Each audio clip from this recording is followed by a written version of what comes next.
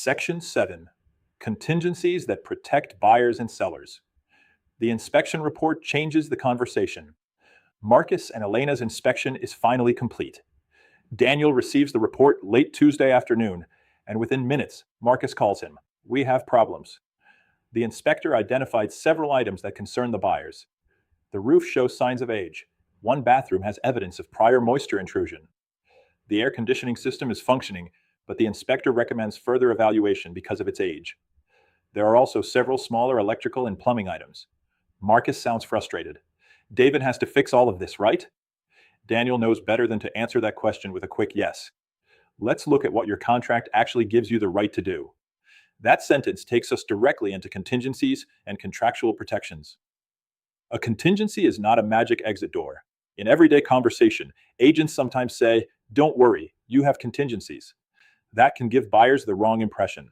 A contingency or contractual condition generally makes an obligation dependent upon a particular event, investigation, approval, or circumstance addressed in the agreement. The important part is not simply that a contingency exists. The important part is what the contract says the party must do and when the party must do it. If Marcus and Elena have contractual rights associated with their due diligence, they must exercise those rights according to the agreement. They cannot simply wait 3 weeks and announce, "We decided we don't like the inspection." Deadlines matter. Notice matters. Procedure matters. An inspection does not automatically mean the seller must prepare everything. Marcus looks at the inspection report and sees thousands of dollars of recommended work. Why did we pay for an inspection if David doesn't have to fix everything? This is a common misunderstanding. The purpose of due diligence is to help buyers investigate what they're purchasing and make informed decisions. Depending on the contract, buyers may have options after those investigations. Those options might include proceeding, requesting repairs or other concessions, or exercising a contractual right to cancel under applicable circumstances. But the inspection report itself is not a court order. An inspector doesn't create a new contract between Marcus and David simply by identifying an issue. This is why Daniel must explain the buyer's contractual options, not promise a particular seller response. Then financing enters the picture. While Marcus and Elena are deciding what to do about the inspection, their lender calls. The lender needs updated documents and warns Marcus not to make any major financial changes before closing. Marcus laughs and says, "Actually, I was thinking about financing a new truck this weekend." Daniel nearly drops his phone when Marcus tells him. Imagine representing the buyer in this situation. What would you say? Financing provisions can be some of the most important parts of a purchase contract. Buyers may have obligations involving loan applications, documentation, lender cooperation, and maintaining their ability to qualify. A pre-qualification does not guarantee that a loan will close. Employment can change, credit can change, interest rates can change, buyers can take on new debt. Underwriting can discover information that wasn't available when the pre-qualification was issued. This is why experienced agents tell buyers not to make major financial moves during escrow without discussing the potential lending consequences with their lender. The appraisal can create another decision point. Suppose David and the buyer settle their inspection concerns and continue toward closing. The lender orders the appraisal. The contract price is $518,000. The appraisal comes back at $500,000. Now what? Don't automatically tell the buyer, "Great news, you only have to pay $500,000. And don't automatically tell the seller, "You have to reduce the price." Neither statement necessarily reflects the parties' contractual rights. The contract and financing structure determine what options may be available.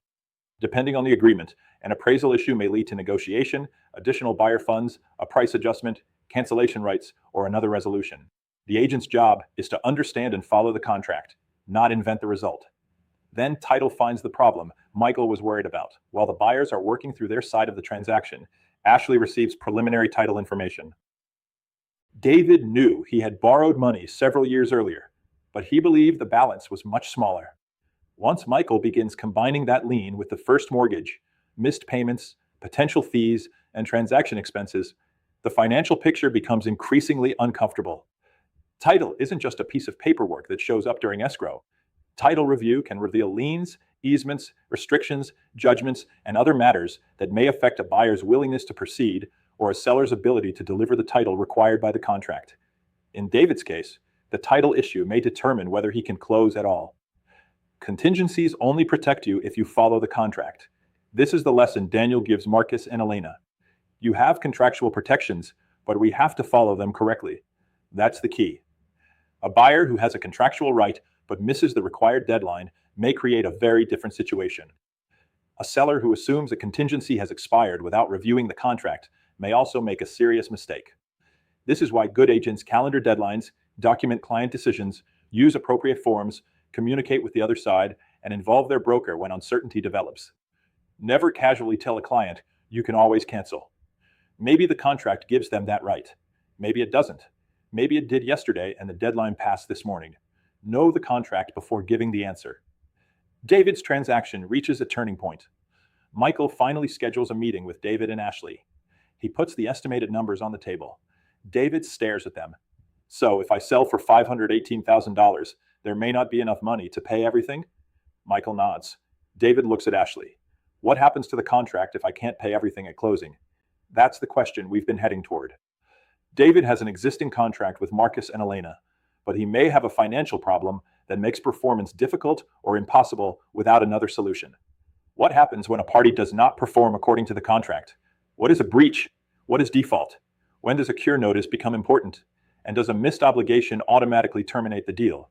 Those questions take us into Section 7, Breach, Default, Cure Notices, and Contract Remedies.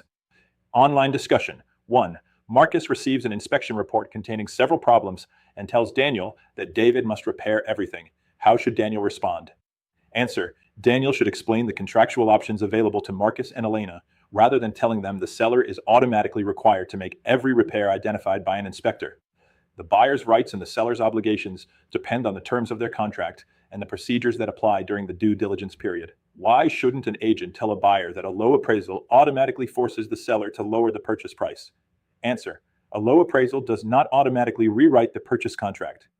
The parties' rights depend on the financing terms, appraisal provisions, and other applicable contract language. The appraisal may lead to negotiation or trigger contractual options, but the agent should review the actual agreement before advising the client about available choices. Why is the second lien on David's property important to both the contract and the eventual short sale discussion? Answer. The lien affects the amount that may need to be satisfied to deliver title and close the transaction. If the sale proceeds are insufficient to satisfy the debts and transaction expenses, David may be unable to complete an ordinary sale without contributing funds or obtaining approval from one or more creditors to accept less than the amount owed. That possibility is what begins moving the transaction toward a potential short sale.